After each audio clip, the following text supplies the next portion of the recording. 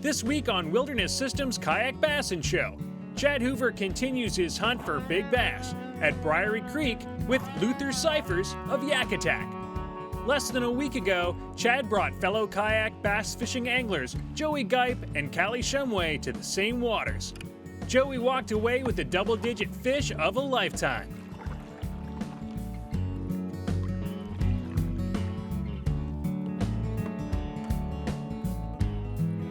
Woo! Nice one. Just an incredible fish, once in a lifetime fish. That's huge. This week, Chad's hoping to send Luther home with the same prize. You know, I've fished pretty much my whole life, but one thing I've noticed over the last couple of years is there's bass fishing, unlike a lot of other targeted fishing, there's a very scientific approach. These guys, they know the seasons, they know the pressures, they know the lunar phases, and I've spent my entire adult life pretty much applying a scientific approach to manufacturing problems and product design. So little by little, I've kind of got drawn in by just the idea of applying that approach to fishing, and I think I'm catching the bass fever, and hopefully out here today we can get Chad to show me how he applies that methodology and how to make sure we catch some big bass.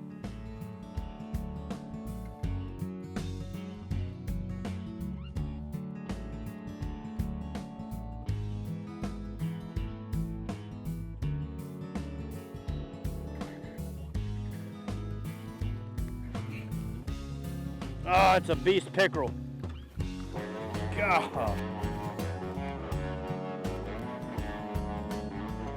That's a fat pickerel.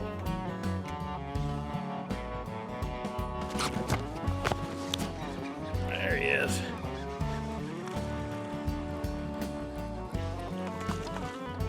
Dance.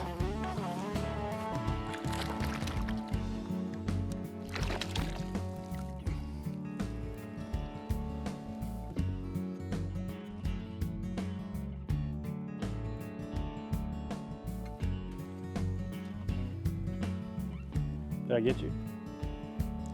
You're over me. You haven't got me yet. Now you got me. That's me. Can you just bump that off? I got him. Hold on. Nice.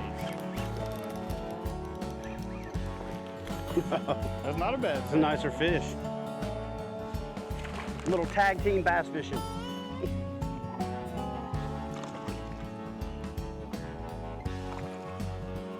Come here, buddy. Yeah, not a monster, but respectable little chunk. Fat little guy.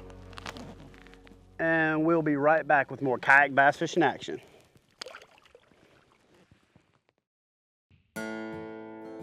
This week on Wilderness Systems Kayak Bassin Show, Chad Hoover's on Briery Creek Lake with Yakatak founder Luther Cyphers. Well, we started Yakatak. It was really almost, it was almost a hobby business, and I've been in manufacturing pretty much my whole life, manufacturing and product design. So it's always been kind of a dream to have my own company, to design my own products, and I've watched for the last 15 years the exodus of manufacturing from this country, and we've seen a lot of jobs go overseas. I've been involved with a couple of plants that were relocated and shut down, and it makes it harder and harder for people to find work. So that's part of our mission. We try to do everything we can in the USA. Just a little guy. We're fortunate enough now to be able to actually start adding some people and helping create some jobs, as well as having an impact on some of the small businesses locally. So very rewarding.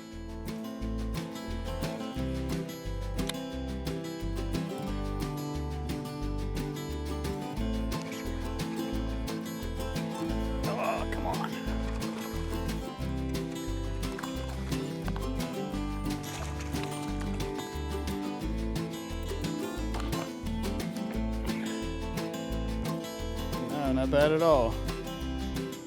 Best one so far today.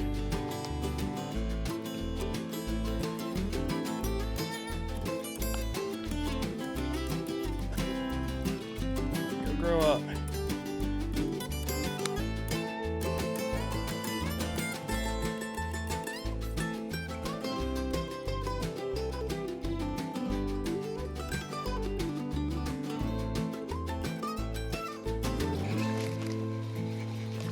I caught it in behind the log. Had to glide it up over the top.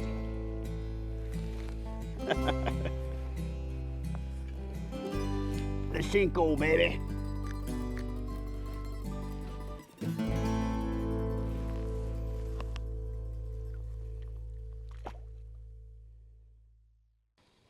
Actually, part of the problem, and this is no pun intended, but part of the problem, oh, hold on, let me catch this fish. And we'll go back to that discussion. I've got a couple of stories about Chad. One time, no, I can't, I don't think I can say that one on TV. Well, but there was this, no, I can't say that one either. We were eating dinner last night, and I'm not sure I have any stories I could tell about Chad. You know, that's a nice proportionate fish. The tail's narrow, the body's thick, the head's kind of proportionally sized to its body. Nice, good color. But I want to talk to you real quick about beautiful to me, especially for largemouth bass. That's big old bug eyes, big fat lips, crooked oversized jaw, fat paunchy gut, and just a big old sunken back, big red anal vent that looks like some kind of god-awful sore. And the tail needs to look like a cankle.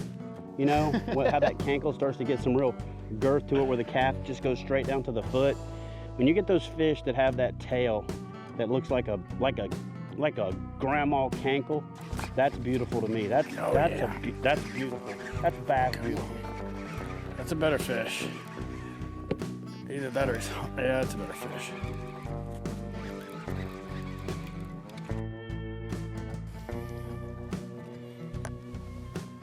Nah, it's not a better fish. But I got him in the corner of the mouth. Delayed the hook set. We've probably picked up 15 or 20 fish really quick. Nothing impressive yet, but we have seen a couple of big fish wake off. So we're gonna take a quick break before we head back to the place I like to call the pig pen, where I've pulled more 10-pound bass out of a 100-yard stretch than anywhere in my life. So what we're gonna do is take a quick break, run up to the truck, and take a look at some of the accessories that Yakatak's offer and how we use them to customize our boats for various types of fishing, for different species, and a lot of different conditions. Let's go take a look. Okay, let's take a quick look at the Yakatak accessory lineup. Yakatak products are for kayak fishermen by kayak fishermen, so I'm going to turn it over to Luther and let him give you a rundown on the Yakatak accessory product lineup. Okay, so we have the visibility products, we have the camera mounts, we've got all kinds of cool stuff you can attach to your kayak, but the heart and soul of it all is the actual connection to the kayak, the rigging platform. And what we've got here is we've got the gear track, which is a T-slot track accessory system, and the Mighty Mount, which is essentially a mini track. When you couple those with the screwball, you can attach all sorts of accessories from Ram products. And we can also use the Mighty Mount to attach, for example, Scotty products to track systems. So not only are the accessories compatible with the gear track, but they're also compatible with track systems on kayaks like Wilderness Systems, for example. Whether you're a new kayaker or you've been doing it for a long time, I promise you, you've put something somewhere and wish you can move it. The great thing about the Yakatak accessories is when you're done fishing for the day, they're easy to take off, but as your fishing changes over the course of the day, you can move products from place to place to place. And hey, I'll be honest with you, my kayaks are littered with these low profile, out of the way mounts, so that when I decide to put a camera mount over here or a rod holder here or an electronics component here, the unlimited versatility of the Yakatak accessory lineups makes it the ultimate platform for rigging your boat for the way that you fish. For more information, check them out at yakatak.us. With the day getting on, Chad Hoover decides it's time to take Luther back to the pig pen, where less than a week ago, Joey Gipe caught the fish of a lifetime. Stay tuned as the guys set their sights on some monster bass. You know what, I fish a lot of hard to reach places and a lot of isolated small bodies of water, but I also fish a lot of really big bodies of water with very limited access. And one of the keys to covering a lot of water and finding and getting to fish that nobody else can get to is my Torqeedo 403 ultralight kayak motor. The beautiful thing about it is that it can extend my range and I can shorten my learning curve for learning large bodies of water to find that spot within the spot that's going to produce fish almost every time. Look, I don't take it on every outing, but I take it on the outings when I'm trying to learn the water, find the fish, and increase my odds for success every time that I go out. The Torqeedo 403 ultralight kayak motor is something every kayak angler who's serious about catching fish should take a look at.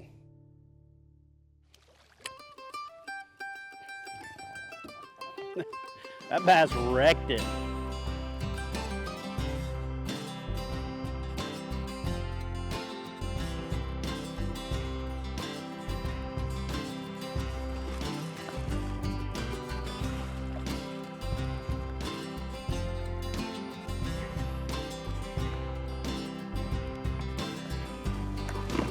All right, so we're gonna get a hero shot with this Briery bass here. So I've got my panfish portrait. Gonna put my delay timer on. Gonna hit the button.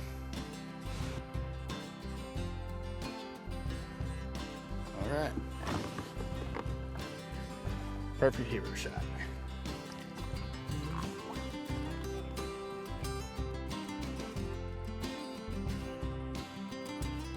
Oh, fish on. Yeah. Love it. That fish was 6 inches off the bank. Okay, so let me show you what we're getting the fish on.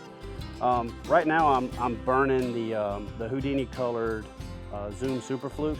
I got about an 1/8 ounce tungsten weight in front of it on a 5/0 mustad worm hook straight chain.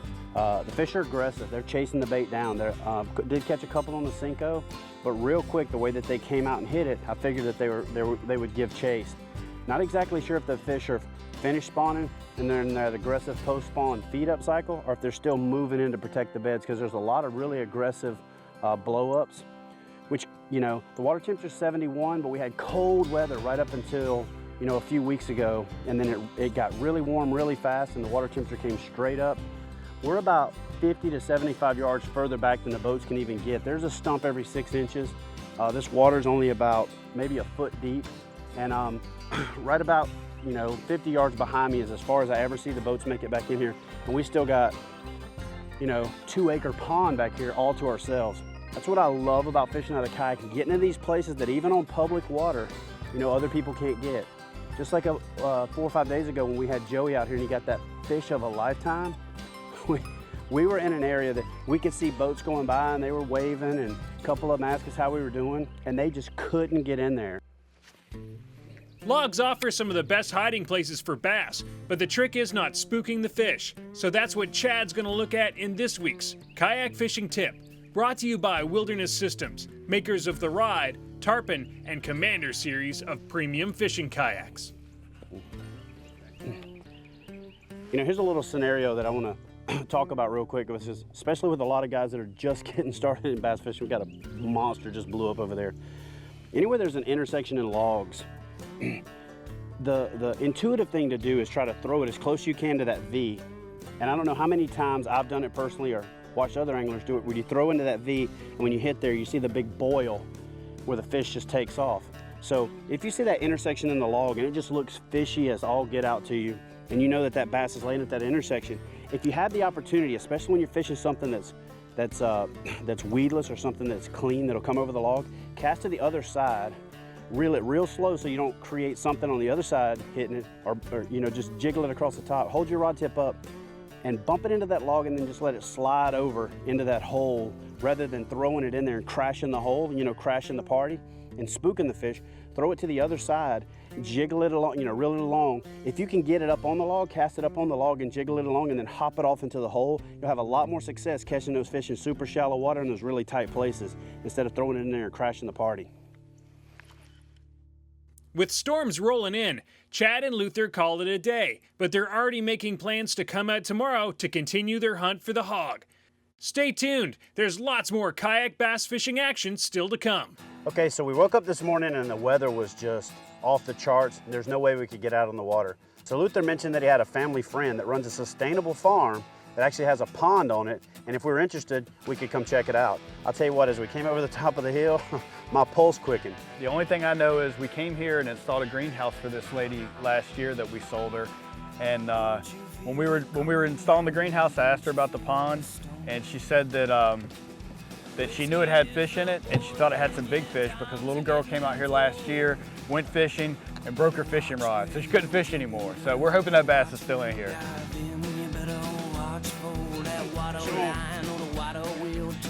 That fish did not smash the buzzbait, it just come up and slurped it. Loved it. Well, there's fish in here, for sure. Ooh.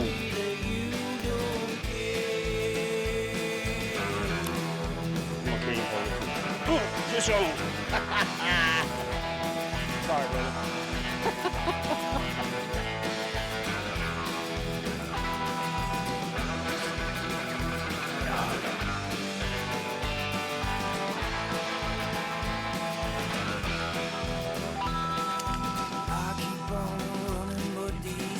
Stay the same. No one knows the problem, no one is to blame. My shoes, they're wearing thin, I'm left holding everything, or something has got to change. Don't you feel me in your Oh yeah, there's one. don't you feel me That feels like a little better fish, but I got a lot of salad with it. Oh, no. Just a little guy.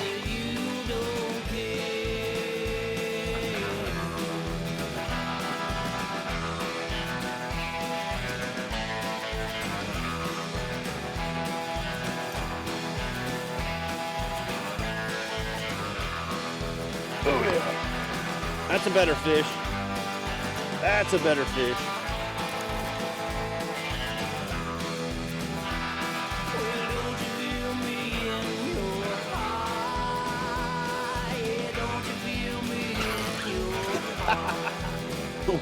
Went back in there and got it.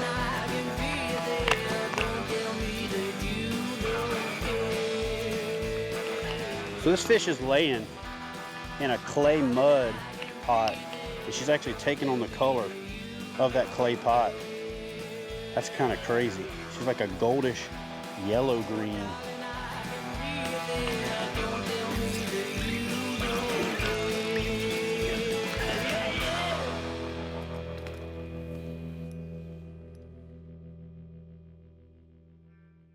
All right, well, I'll tell you what, folks, thanks for joining us today. We've had a blast. In 2 days, we've got about 4 hours worth of fishing. We caught a lot of fish. Storms have moved in. We've jumped in the truck, jumped out of the truck, jumped in the water, jumped out of the water.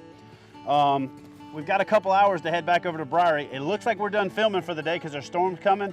Hey, Luther, we might be done filming, but we ain't even done fishing, brother. Sounds Thanks good to for me, joining us Chad. on the show today. Let's go see if we can get that pig. Absolutely. Appreciate you. All right, we're out of here. Yeah! Woo! All right, so we're gonna get a picture of this fish here with the panfish portrait. So I'm just gonna set my delay timer. And there we go. Oh yeah, nice picture. Nice Briery bass. You know what? Whether you're new to kayak fishing or you're looking to give kayak fishing a try, visit Hook One at kayakfishinggear.com for the latest in kayak fishing accessories, kayaks, and you know what? If you don't see something that you like, give us a call and we'll make sure we add it. Wow, nice fish.